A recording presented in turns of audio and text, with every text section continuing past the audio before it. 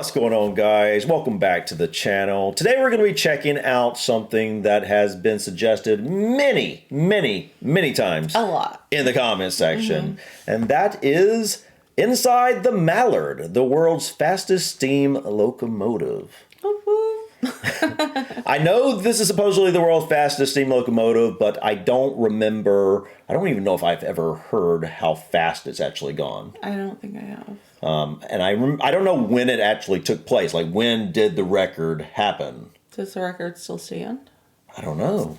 Hopefully we find out. I don't know if it's the fastest steam locomotive of all time, or it just was. I think it might be. I mean, it still says the world's fastest steam locomotive. True. All I know is that the Mallard's been mentioned enough that obviously it has to be a famous locomotive.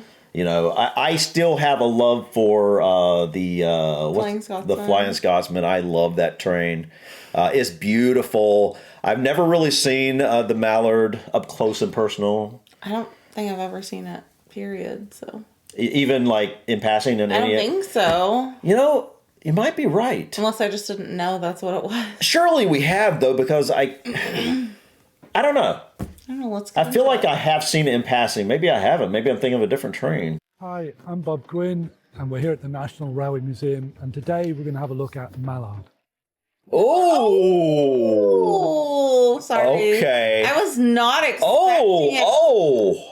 Oh my goodness. Hold on, guys. I'm sorry. I've got to see this. Nice. I think this might be my favorite train I've ever seen. Okay. Yeah, that's beautiful. I have so many questions already. Oh my goodness. This looks like Thomas to me. But, it does. But more aerodynamic, obviously. Yeah. So I wonder which came first, the Mallard or Thomas? Which one came first, the Mallard or Thomas? Probably the Mallard. I love this blue color. That's nice. I love the red wheels. Oh man, this is very nice. Did you see the inside? Mm-hmm. Wow. Yeah. Like, to all the gold. I love all the oh man, I love this train so far. Wow. Look at the car back there. Okay, this is Mallard. Built in 1938. 1938. London North Eastern Railway A4 Pacific locomotive. So thanks to this magic stick in front of me, we're going to have a much closer look at Mallard today and find out more about it. Well, Mallard, apart from a beautiful shape and it's this beautiful colour, of course, you know, is very famous for being the fastest steam locomotive in the world. 126 miles per hour. This locomotive attained a world speed record for steam traction of 126 miles an hour. Well, we're going to talk about that. 1938, I think is what it said. Yeah, I think. Do you realize how mind-blowing that is to think about? In 1938, yeah. That is insane. And I think it's still the fastest. I guess so. Seems like it. Says it. I mean, I can imagine they would call it the world's fastest. Surprises me that if that's the case, nothing else has broken that record yet. Steam train. Right. True. Yeah. So that's the caveat. That's the caveat here. Obviously, other trains have. But like, that is mind blowing to me. That record, because it's an interesting story. In 1938, steam was still king in the UK, but fundamentally, what you've got is rivalry between the two big railway companies in Britain at that time, with Mallard from the London and North Eastern Railway, and then Duchess, which is from the London Midland and Scottish Railway. That was nice too. And what happened was that Sir Nigel Gresley, who was the chief engineer of the London North Eastern Railway, he was in conversation with a fellow called Norman Newsom, and he said to him, what do you reckon? Can we beat the LMS? And, they had set Newsom a previous steam record of 114. So what they did was they got a real whip-hand driver called Joe Duddington, who was 61, and his fireman Tommy Bray was big muscles, and they got an inspector called Sam Jenkins, and they set off with the train, and that was it. Off you go. As you can see from the outside of it, it's a beautiful streamlined shape. It's been formed in a way that makes it cut through the air very smoothly. They developed the streamlined shape in a laboratory where they had a plasticine model of this kind of engine. And the problem was that the smoke was not lifting from the chimney, and it was drifting over where the driver and They fireman were built would with sit. double chimney. One time they put this plasticine model into the smoke chamber to blow some smoke over it and see what happened. All the smoke started to lift, and what they discovered was that somebody had put a thumbprint accidentally behind the chimney, and that slight depression created a vortex that lifted the smoke clear of the cab. And that thumbprint is there to this day. Are you kidding me? The Mallard's full of interesting secrets, really. It seems like it. Really what's important about it is what you can't see. It may be streamlined on the outside, but on the inside, the cylinders here, there's 3 sets across the engine, and it's been designed so that there's no back pressure, so that you can go as fast as you possibly can with it. What else can we see on the outside? Well, because it's streamlined, there's a few things that are a bit more difficult. So the front end here, you've got to actually open that up to get any char and thing that's come through the tubes. To open it up, you actually need a key. The key goes in here. I was wondering what that was. You wind that up, and it opens the flap up, so that you Seems can very basically get quirky. any of the rubbish that's come out from the fire up to the chimney and ended up in that space. Look how massive that thing is, too. It works correctly. There are a couple of other things, because of course it's streamlined. You've got to oil all the different bits on it. So it's actually got the oiling points are actually, there's a little sort of door. You have to open the door to get into where you oil the motion. That's interesting. I've never noticed that before. Is this just unique to this train? I think that's what he's saying. All these little intricacies that Just these little doorways and hatches to get access all to these little the roundabout ways to do things. Yeah. I wonder how on a normal train people would go and access this stuff. It might be open and accessible, or I've never noticed like how that would happen, but obviously it makes sense. You got to get into oil things, you got to get into clean things out and whatnot. Yeah, how do they usually do that on a regular train without these little doorways? Because I've never noticed these little hatches on other trains that we've seen. I haven't either. Maybe they were there and I just didn't notice them, but it sounds like he's saying that this is unique to this train. the Mallard. Yeah. Little moving part, you know, it's all going to Looks require clean, oil on man. it. Down here, you've got the thing that puts sand under the wheels. Oh my goodness. That allows the wheels to stick a bit better on the rails if you have a problem with wet rails. Because don't forget, the contact patch on a locomotive is only really the size of a thumbnail on the wheel. It's crazy. a tiny amount. So Says why of is a it thumbnail. called? And it stays on that rail. Like, that's crazy. Well, when this was built, Sir Nigel Gresley lived in a house that had a moat around it. There's a picture of him feeding his ducks. And a number of these locomotives were named after birds. So there's a mallard, there's an osprey, and so on. So it's just basically a nice name, and it suggests something going swiftly through the air. Yeah, I can see that. I think it's probably a good time to have a look on the cab of the locomotive. Yes, please. And just have a look at what Joe how Duddington beautiful. did. Oh, I on that love day this. In July 1938. We learned on the other one they hand paint Yeah. the numbers and stuff. That's really cool. And Wow. this is a view a lot of people don't get. You get people peering in through the window to have a look, but we're very privileged now because we're in the cab. Let's have a look at how this machine works. Let's start off with the most important bit, which is a very, very large fire, which is in there. A ton of coal burning very white hot. I want to see inside that. I don't know. I'm fascinated with what that looks like. Probably no big deal what it looks like inside, but deep. yeah, that's kind of what I want to see. I want to see how far it goes. 1 ton, so Yeah, that's quite a bit. I mean, here's some coal, you know, a ton of that burning white hot in there. And you've got a fireman with his shovel. There's his shovel. What he's doing Nicknamed a is blade. he's firing, in LNER terms, over the flap. He's firing in there. And he's got to get coal into the corners of the firebox on both sides, right to the back. be a The hot fire job. in there I was thinking that. would be so hot. That's why there's kind of baffle plates here to protect the driver sat here so that the heat doesn't get to him. So he's responsible for that. He's responsible for keeping the water level. Wow, look at This that. shows you how Has a water capacity of 5,000 gallons with a 6'5" diameter boiler. Wow. That's incredible. Look at How much water this. there is in the I boiler. know, that's cool. And the water level would be sort of 3/4 of a glass, sort of up here to up here. And really, his controls are put the water into the boiler and keep the fire glowing absolutely white hot. The driver's on this side, and what he's got 3 main controls. He's got his regulator, which is basically what lets power go into the machine. You know, it's a thing that lets the steam go from the boiler to the cylinders. So it's, if you like, it's like the accelerator. On this one, it's kind of beautifully sculpted. It's got that sort of curved. Yeah, end just to the it. So amount of detail you on hold it everything nicely. on this train is And then he's beautiful. got his brake. This whole thing is beautiful, Very honestly. important. And the brake, this shows you how much brake he's got on. He should be on 21 inches of mercury up here when it's running. Steam chest, pressure gauge, this would be changing as you went along based on the steam in the cylinders.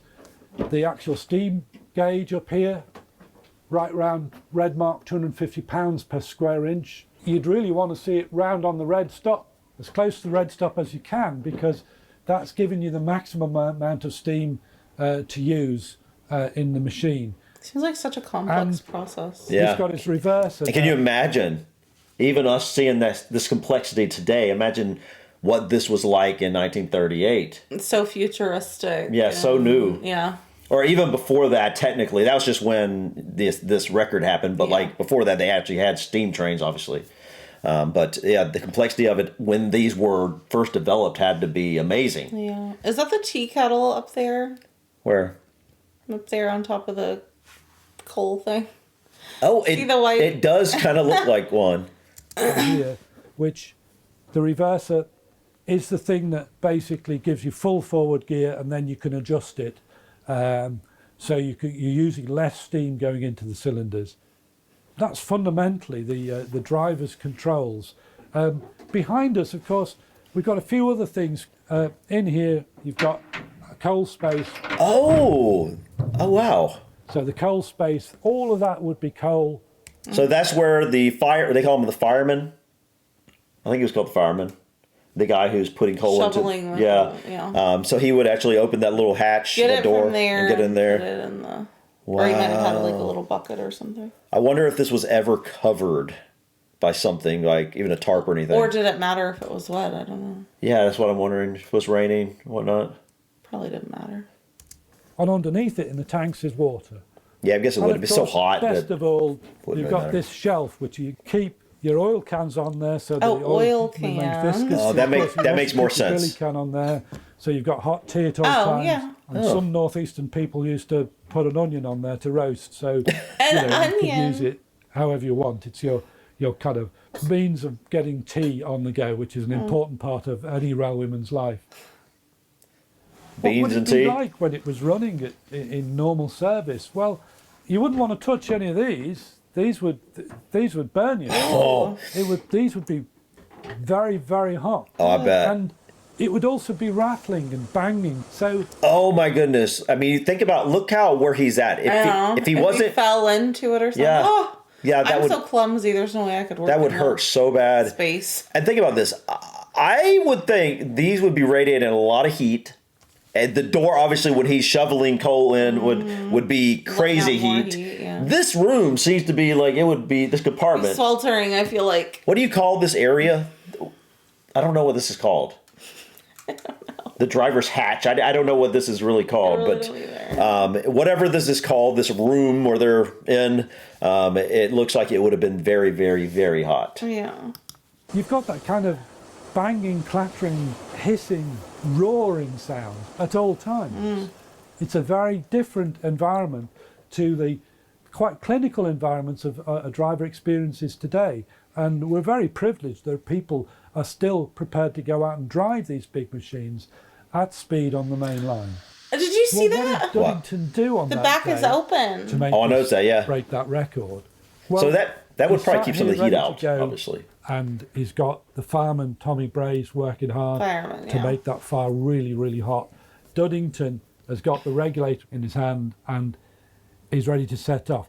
The one other thing that Duddington does is wearing a flat hat, and so the story goes, he's ready to go, and he turns the hat the other way round. So the for aerodynamics. It doesn't blow off in the wind if he's looking around. Aerodynamic. That was like And the day symbolism, starts. That record-breaking run starts. So he storms up Stoke Bank, comes out on the top, and just keeps it wide open. Speed increases because it's also dropping from there on. As they're dropping down, the speed has gone up to 120 miles an hour. He doesn't know that. He knows he's going very fast. Because actually on here, the speedometer, it is fitted with a speedo. It's under the fireman's seat over there. That's the speedometer. Oh my It's a goodness. French device, a Flamid speed recorder. Huh. And that thing's got a paper trace in it. It's like a tachograph, really. And in France, they were known as the snitch because they snitched on drivers. At 120 miles an hour, they know they've beaten the LMS.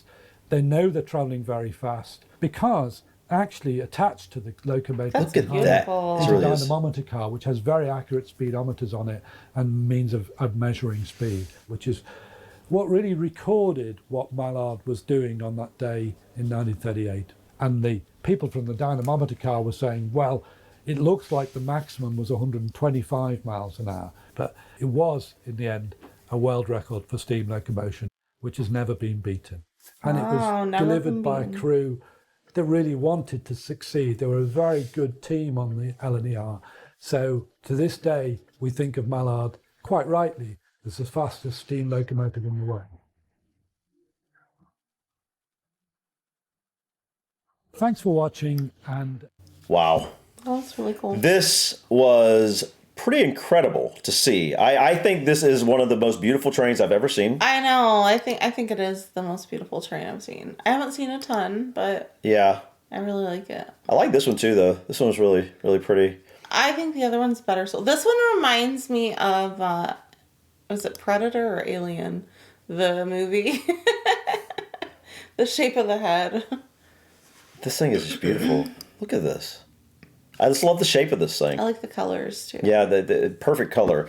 Now, what do you call this car back here? Dynamometer. And so it was very, very good for tracking accurate speed. It looked like there was a lot to it. Yeah, and so it seems like it's not actually a car to sit in, a passenger car. It looks like it would be. It Yeah. looks like a really fancy, Looks like a luxury dining one. car. Or Yeah, it does. something, but I was like, wow, man, that's a really nice car. Guys, this was incredible. we finally checked it out. Obviously, mind-blowing to go 128 miles per hour in 1938. Was it 130? Oh, wait, was it 138? Or was it 120? Oh, man. Oh, wait, you're right. I think it was 128. No, go back. I think it's safe to say that going 128 miles per hour in 1938 would have just been outstanding. Would have been amazing. Yeah, and to mention the fact that nobody's ever beaten it. I know. That's cool. But you got to wonder, like, obviously steam trains slowly disappeared over time. Yeah. I mean, they're still around, but you know what I'm saying? They weren't as, as prevalent. They became less popular. Yeah, as diesel trains and electric trains and whatnot came around. I'm really enjoying our journey looking into trains, guys. I do too. I definitely want to explore some more trains. Let us know in the comments which trains you think we should check out. Yeah, I was going to say that's not something I ever thought I'd say. Yeah, and I think it's because, like, we have so little experience with trains. Mm-hmm. You know, I think I actually have a little bit more experience with trains than you do, but that's not saying much. Yeah. I have literally been on the Amtrak, I don't even know how many times, a few times, going back and forth between North Carolina and Florida. And outside of the, what's the train we take at Christmas? Oh, that's just like a little Polar Express. Polar Express. That's it. That's literally it for me that I can think of. We did go. Well, the SkyTrain in Bangkok, but that's a subway. No, it was above. It was on. Well, you know what I'm saying. It's an above ground subway. I guess, yeah. It's not a train that goes long distances. We go a number of stops, like a few miles or whatever. But like the only time I've ever really rode an actual train that goes any distance is like a few times on the Amtrak, and that's been like, I don't know. I was really young at the time. It's been a very, very long time because, man, when would that have been? I don't even know. It's been forever. But I definitely enjoy trains. As you guys probably know, we definitely want to ride some trains when we get over to the UK. Looking forward to it. Yeah, I would love to be able to explore that way. I think Sophia will find it really fun too. I know it's pretty expensive though, if you wanted to do a lot of traveling that way. But you guys have given us a few tips on how to make it a little cheaper, so. Yeah, and I mean, I don't think it's so bad if you're just like going from like one stop to the next. But if you get on some of those luxury trains, oh yeah, they're over the top. But I'd like to explore all sorts of trains. But anyways, guys, thank you so much for stopping by. Please click that like button. Feel free to drop your comments or suggestions about this video or others, and don't forget to subscribe to continue to follow us on our journey. Until next time, peace. bye.